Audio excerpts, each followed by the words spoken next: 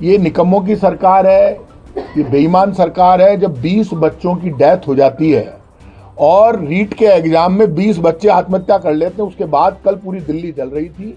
से बात नहीं करना और आंदोलनकारियों से बात करके समस्या का समाधान नहीं करना, ये बताता है सरकार का घमंड बोल रहा है। राजस्थान की सरकार तो ऐसी फेल हुई है कि सारे रिकॉर्ड टूट गए। फिर मुख्यमंत्री जी के इशारे पर प्रमोद शर्मा पर मुकदमा हो गया दिखाने के लिए। अब वो प्रमोद शर्मा गायब है, तो कोई आसमान निगल गया या जमीन खा गई? आप दवाइयों में कमीशन खाएगी राजस्थान की सरकार, मुख्यमंत्री और मंत्री कुछ नहीं करेंगे तो कमीशन बाजी करोगे आप दवाई में, तो लोगों की डेथ होगी। अब सरकारी अस्पताल में जाने से लोग डरने लग गए। इस सरकार में पैसा खाने की होड़ लगी हुई है। भ्रष्टाचार के अलावा राजस्थान की बीजेपी की सरकार में कुछ भी नहीं हो रहा। हिंदुस्तान में सड़क दुर्घटनाएं बढ़ रही है, हाईवेज पर बढ़ रही है, लोग मर रहे हैं, लेकिन टोल की पैसे बढ़ रहे हैं, लेकिन सड़क दुर्घटनाओं में कमी नहीं आ रही। सारे देखो, ओबीसी आयोग तो सरकार का एक हथियार है। ये फिर ओबीसी आयोग रिपोर्ट नहीं देगा और फिर संकट आएगा, क्योंकि 4 बार इन्होंने अवमानना की हाईकोर्ट की और सुप्रीम कोर्ट की, फिर ये नहीं मानने वाले आदेश। आज भी इस सरकार पर हमें भरोसा नहीं है कि ये निकाय और पंचायत चुनाव कराएगी। ये निकम्मों की सरकार है, ये बेईमान सरकार है। जब 20 बच्चों की डेथ हो जाती है और रीट के एग्जाम में 20 बच्चे आत्महत्या कर लेते हैं, उसके बाद कल पूरी दिल्ली जल रही थी। स्टूडेंट पिट रहा था स्टूडेंट के ऊपर, और माँ बहन बेटी के जिस ढंग से जो महिलाएं बच्चियां स्कूल तक के बच्चे समर्थन में उतरे, ये सरकार के खिलाफ विद्रोह खड़ा हो गया है। इसके बावजूद किसी मंत्री का सोनम वांगचुक से जाकर नहीं मिलना, स्टूडेंट को लेकर कोई ढंग से बात नहीं करना और आंदोलनकारियों से बात करके समस्या का समाधान नहीं करना, ये बताता है सरकार का घमंड बोल रहा है। सरकार मोदी है तो मुमकिन है सामने दिख रहा, डरी हुई है। और सरकार आप देखिए अंदर बंदूकें तान कर खड़ी है संसद में। वो तो इस देश का नौजवान भला है कि जिसने चाहता तो संसद में घुस जाता, लेकिन उसका मकसद संसद में घुसना नहीं था। और भारतीय जनता पार्टी और मोदी सरकार के साथ दिक्कत ये, जो भी आंदोलन करे वो उसके प्रति बिल्कुल दुश्मन की भावना से काम करती है। पूरा देश खड़ा हो गया है।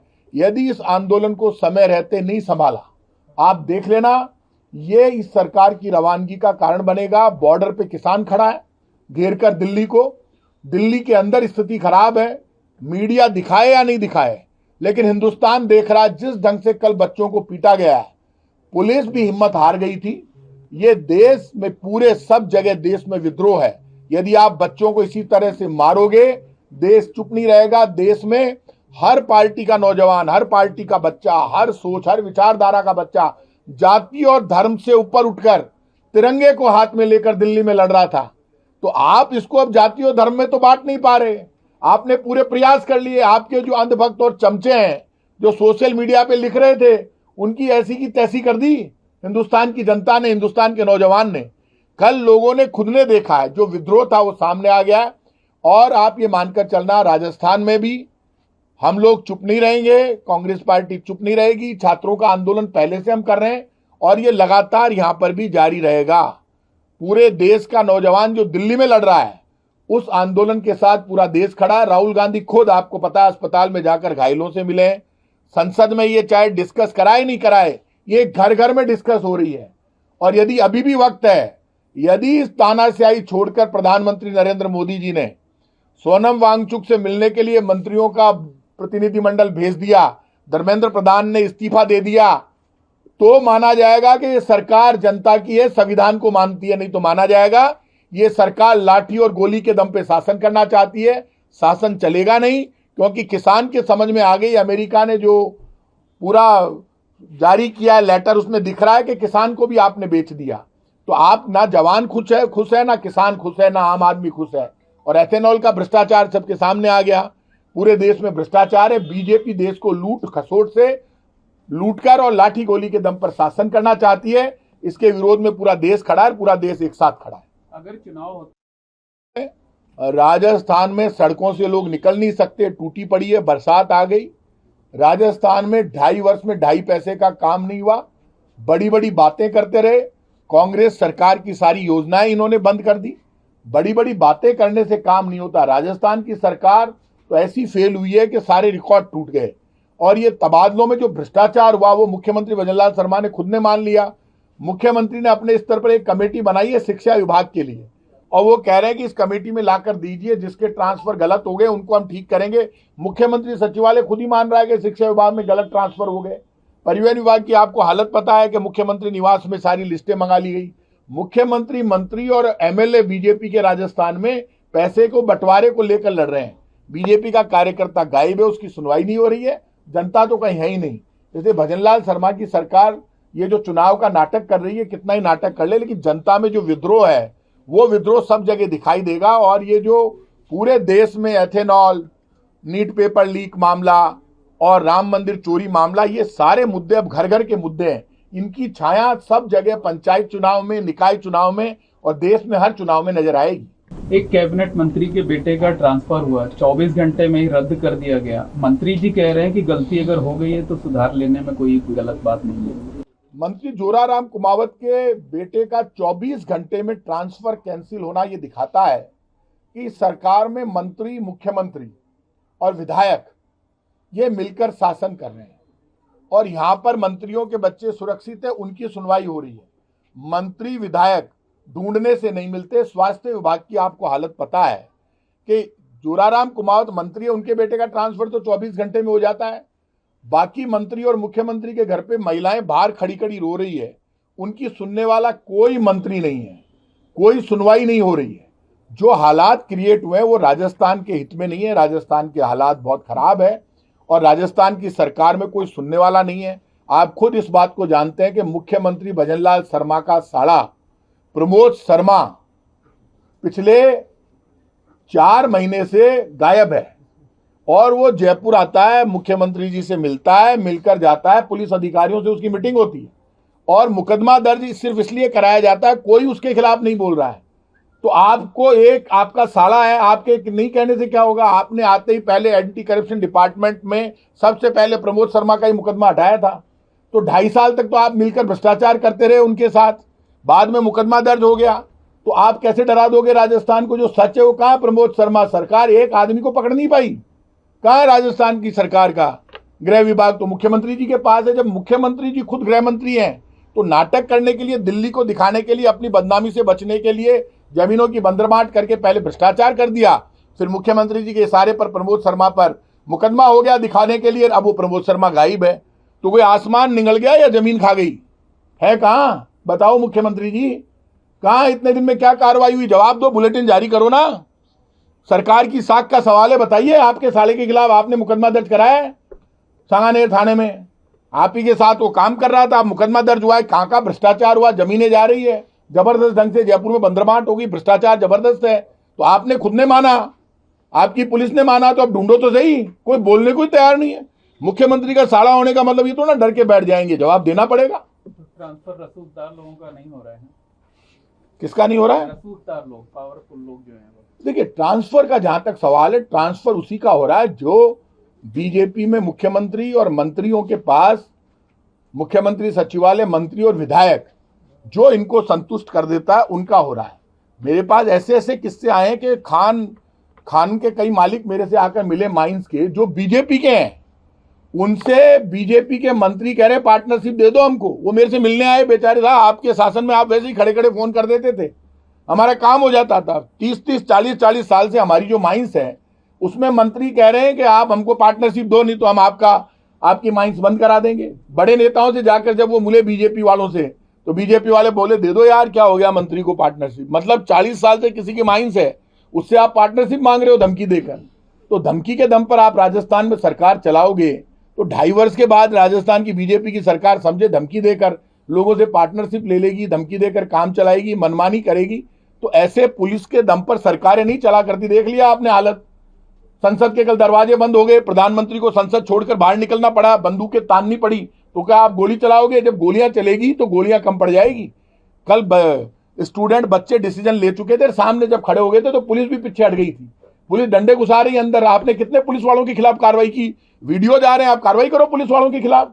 वो कैसे कर सकते हैं? बच्चियों को मार रहे हैं, छोटी छोटी बच्चियों को, महिलाओं के पीछे डंडे घुसा रहे हैं। माँ बहन बेटी के पीछे डंडे घुसाओगे और आप कह रहे हो 70 बच्चों को आपने गिरफ्तार किया। तो आपने कितनी पुलिस के खिलाफ कार्रवाई की? क्या पुलिस ठीक कर रही है? सारे वीडियो सामने, वीडियो से बड़ा कुछ हो नहीं सकता, लेकिन आप उनके खिलाफ कार्रवाई नहीं करेंगे। मतलब एक रिपोर्ट जारी हुई है। 30% प्रसव घरों में हो रहे हैं। ये जो हालात क्रिएट हुए हैं सारे, स्वास्थ्य विभाग की हालत बहुत खराब है। आप जानते हैं राजस्थान में 20 से ज्यादा मौतें हो गई सरकारी अस्पतालों में। सरकारी अस्पतालों में जो मौतें हुई उसके लिए राजस्थान की बीजेपी की सरकार जिम्मेदार है। इसलिए जिम्मेदार है खुद स्वास्थ्य मंत्री गजेंद्र सिंह ने कहा कि ऑक्सीटोसिन की जगह इंजेक्शन में पानी था, इसलिए डेथ हो गई। मुख्यमंत्री ने कहा कि ऑक्सीटोसिन की जगह पानी था। आपने मान लिया ये कि ये डेथ का कारण पानी है। नकली इंजेक्शन आप लगा रहे हो राजस्थान में। सरकारी दवा जो खरीद रहे थे वो नकली थी। आपने एक भी ड्रग के अधिकारी के खिलाफ कार्रवाई नहीं की। तो आपने कम से कम 2 दर्जन से ज्यादा दवाइयों पर, इंजेक्शन पर हमारी डिमांड के बाद रोक लगा दी। वो नकली थे। आप दवाइयों में कमीशन खाएगी राजस्थान की सरकार। मुख्यमंत्री और मंत्री कुछ नहीं करेंगे तो कमीशन बाजी करोगे आप दवाई में, तो लोगों की डेथ होगी। अब सरकारी अस्पताल में जाने से लोग डरने लग गए, जो इसलिए वहां पर आप कह रहे हो कि जाएंगे कहां से, प्रसूताओं की मौत हो रही है, इसलिए प्रसूताएं डर के मारे जाती नहीं है। और आप घरों पर डिलीवरी हो रही है क्योंकि सरकारी अस्पताल के प्रति भरोसा टूट गया।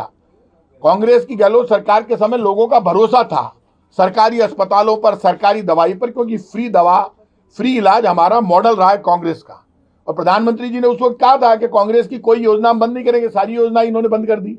इसीलिए तो राजस्थान की जनता परेशान है। गौशालाओं को लेकर एक सीएजी की में है ही नहीं, उनके नाम पर अनुदान लिया गया और अब मंत्री जी ये कह रहे हैं कि वो तो कांग्रेस के टाइम का है, हमारे टाइम का। हाँ, एक बात बताइए मुझे, कांग्रेस ने तो गायों को बचाने की योजना बनाई। हमने राजस्थान में, कांग्रेस ने ये कहा कि आप गाय को राष्ट्रमाता का दर्जा दे दो, और हिंदू, मुसलमान, सिख, ईसाई सब एक साथ निकला, मुसलमान भी निकले, और सब ने, जयपुर में मैंने 2 बार प्रदर्शन किए और मुसलमान इसमें बड़ी तादाद में शामिल होकर बोले कि आप गाय को राष्ट्रमाता का दर्जा दे दो। क्या भाई, हिंदू, मुसलमान, सिख, ईसाई मिलकर जब कह रहा है गाय को राष्ट्रमाता का दर्जा दे दो तो दे दो। बीजेपी हिंदू मुसलमान मिलकर, सिख ईसाई मिलकर कोई बात कर दे तो उस पर बोलना नहीं चाहती। गौशालाओं के लिए डिपार्टमेंट हमने बनाया, कांग्रेस की सरकार ने, पैसे हमने दिए, लेकिन इन 2.5 वर्षों में घोटाला बीजेपी सरकार ने कर दिया गायों में। गायों के नाम पर बीजेपी के लोगों ने गौशालाएं तो हमारे राज्य में खोल ली। अब वो जो पैसा आ रहा है उसमें घोटाला कर रहे हैं। सबको पता है जितनी गायों के नाम पर पैसा उठाया गया उतनी गायें गौशाला में है ही नहीं। तो बीजेपी की सरकार गायों के चारे में भी पैसा खा रही है, गायों की मौत पर भी पैसा खा रही है, प्रसूताओं के लिए दवाइयां खरीदने में भी पैसा खा रही है। इस सरकार में पैसा खाने की होड़ लगी हुई है। भ्रष्टाचार के अलावा राजस्थान की बीजेपी की सरकार में कुछ भी नहीं हो रहा। राष्ट्रीय राजमार्ग पर टोल की रेटें बढ़ गई है। टोल की रेटें बढ़ा दी इन्होंने। आप मुझे बताओ, दिल्ली राजमार्ग को लेकर हिंदुस्तान के सबसे भ्रष्ट मिनिस्टर नितिन गडकरी, जिन्होंने एथेनॉल में हजारों करोड़ का घोटाला कर दिया, और जो खुद पेट्रोलियम मंत्री नहीं होते हुए पेट्रोल में एथेनॉल मिला दिया, और मिलाने के बाद खुद ने ये मान लिया कि इससे हमारा जो माइलेज कम होगा और उतने किलोमीटर नहीं चलेगी गाड़ी। अब तो सरकार मान रही है। तो एथेनॉल के नाम पर तो फर्जीवाड़ा हो गया, लोगों की गाड़ियां खराब हो गई, लेकिन उल्टा जवाब दे रहे हैं। सरकार का कोई प्रतिनिधि आगे बढ़कर जवाब नहीं दे रहा है। तो वही नितिन गडकरी जी ने, जब ये पहली बार इनकी सरकार बनी, आज के 10 वर्ष पहले यहाँ पर आए थे, ये दिल्ली हाईवे पर घूमे थे कि बोले हम टोल नहीं बढ़ाएंगे, पहले दिल्ली हाईवे को ठीक करेंगे। आज तक दिल्ली हाईवे ठीक नहीं हुआ। हिंदुस्तान में सड़क दुर्घटनाएं बढ़ रही है, हाईवेज पर बढ़ रही है, लोग मर रहे हैं, लेकिन टोल की पैसे बढ़ रहे हैं, लेकिन सड़क दुर्घटनाओं में कमी नहीं आ रही। तो टोल के पैसे आप कैसे बढ़ा सकते हो जब आप सड़क दुर्घटनाओं में कमी नहीं कर रहे? तो आपने टोल के भी पैसे बढ़ा दिए, आपने पेट्रोल डीजल की भी रेट बढ़ा दी, हर चीज महंगी कर दी, खाने पीने की। तो लोग मरेंगे क्या? और ऊपर से आप बर्दाश्त की शर्म नहीं आती इनका। हर बीजेपी का नेता कह रहा है 4 बच्चे पैदा करो, तो 4 बच्चों के रख रखाव की, पालने की जिम्मेदारी का पैसा दो उनको। 4 बच्चों की नौकरी की जिम्मेदारी लो और उनको हर महीने अलाउंस जारी कर दो कि हिंदुस्तान में जिसके भी 4 बच्चे होंगे हम उसको हर महीने इतने पैसे देंगे, लाख रुपए महीना देंगे, आप बच्चे पैदा करो और पालो। तो 4 क्या, हिंदुस्तान की जनता तो ज्यादा कर देगी, तैयार बैठी है। ले पैसे तो दो और उनकी नौकरी की गारंटी तो दो। ऐसी बातें करते थे, अब वही बच्चे खिलाफ क्यों कर रहे हैं? क्योंकि ये कह रहे हैं आबादी बढ़ाओ, गोली खाओ और मरो, हम भ्रष्टाचार बंद करेंगे नहीं। अरे शर्म नहीं आती बीजेपी के लोग, उल्टी उल्टी बातें करते हैं। वो रिएक्शन आप दिल्ली में देख रहे हो, पूरे देश में देख रहे हो, नौजवान इनके खिलाफ खड़ा है और इनका अंत आ गया। आप देख लेना, ये जो नीट पेपर के मामले में इन्होंने पाप किया है और जिस तरह से स्टूडेंट को पूरे देश में मार रहे हैं, और विपक्ष के नेता राहुल गांधी तक की आवाज नहीं सुनना चाहते, बोलने नहीं देते, उसका खामियाजा अब इनको भुगतना पड़ेगा। अच्छा, राजस्थान के मंदिरों में भी चढ़ावा चोरी की घटनाएं सामने आ रही हैं। बुटाटी धाम का महिला चीख के कह रही है कि हमने तो हीरे का हार चढ़ाया, अब वहाँ ट्रस्ट वाले बता रहे हैं कि वो कांच का था जो है। देखिए, राम मंदिर में बहुत बड़ा चढ़ावा आता है, राम मंदिर में वहां तो चलो जांच का विषय देखेंगे जो आएगा। राम मंदिर में तो इन्हीं की एसआईटी ने साबित कर दिया, लोग गिरफ्तार हो गए। राम मंदिर में तो हजारों करोड़ का घोटाला हो गया, बीजेपी खा गई। बीजेपी के नियंत्रण में राम मंदिर है, इनकी सरकार और बीजेपी पार्टी के नियंत्रण में राम मंदिर है। राम मंदिर निर्माण के नाम पर बीजेपी ने पैसा इकट्ठा किया, आप जानते हैं, ईंटें इकट्ठी की और अपने गहने ले दिए लोगों ने। उसके बाद चंदे के नाम पर पैसा इकट्ठा किया निर्माण के लिए, फिर बाद में चढ़ावा आने लगा। तो इतने बड़े घोटाले को आप मंदिरों में कहीं पर भी छोटी मोटी कहीं बातें हो रही है तो जांच कराओ, आपकी सरकार है, हमने मना किया है क्या? आपको किसने मना किया? आप जांच कराओ। लेकिन आप राम मंदिर की चोरी से बच नहीं सकते इधर उधर की बात करके। ये भरतपुर में जो हीरा चोरी का मामला है, ये भरतपुर का मामला मुझे पता नहीं है, लेकिन राम मंदिर में चोरी की है भारतीय जनता पार्टी ने, ये सब हिंदुस्तान को पता है। Thank you.